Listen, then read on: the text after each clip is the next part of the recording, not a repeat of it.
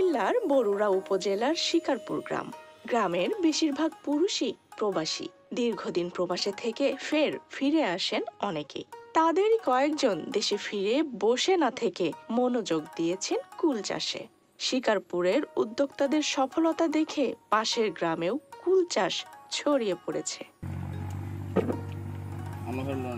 সরেজমিনে গিয়ে দেখা যায়, যে মাঠে আগে ধান চাষ হতো সেই মাঠ এখন কুল বড়ইয়ের দখলে। চারিদিকে সবুজ, গাছের ডালে ডালে ঝুলছে কাঁচা পাকা কুল। ফলের ভারে যেন ভেঙে পড়তে চাচ্ছে গাছের ডাল।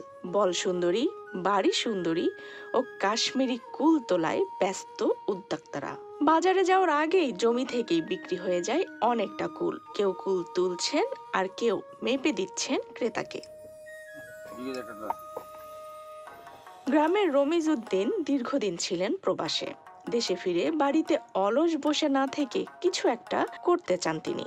গ্রামে অনেককেই দেখেন কুল চাষ করে লাভবান হতে। সেখান থেকে ঠিক করেন তিনিও এই কুল চাষ করবেন। এবার প্রায় 50,000 টাকা খরচ করে কুল থেকে তিনি আয় করেছেন প্রায় 2 লাখ টাকা। আরো 1 লাখ টাকার ফল এখনো বিক্রি করতে পারবেন বলে আশাবাদী সুরজ মিয়া। আলহামদুলিল্লাহ, এবার খরচ হয়েছে 50, প্রায় 2 লাখ লাখ বানাইছি, লাখের উপর। আমি এটা করতে আছি এই গরু চাষ আজকে 3 বছর হয়ে গেছে। ফরমালিন মুক্ত, তাজা ও স্বাদে ভালো হওয়ায় বাজারে এই কুলের চাহিদা বেশ। তাই বিক্রি করতেও বেশি সময় লাগে না বলে জানান পাইকারি ক্রেতা নূরে আলম। এই চাষ করতেছে আজকে 3-4 বছর, খুব লাভবান। এই 30-32 শতক জায়গা, 4-5 লাখ টাকা বিক্রি হয়। অন্যান্য ফসলের থেকে বড়িটা খুবই সুন্দর হয়, বিক্রি করতেও খুব ভালো।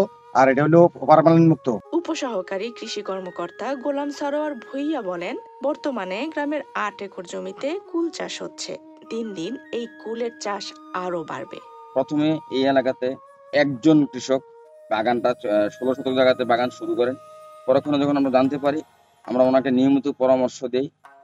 ওনার ফলন এবং লাভের পরিমাণ দেখে এই এলাকায় বর্তমানে প্রায় 10 থেকে 12 বিঘা জমিতে বিভিন্ন জাতের কুল চাষ হচ্ছে।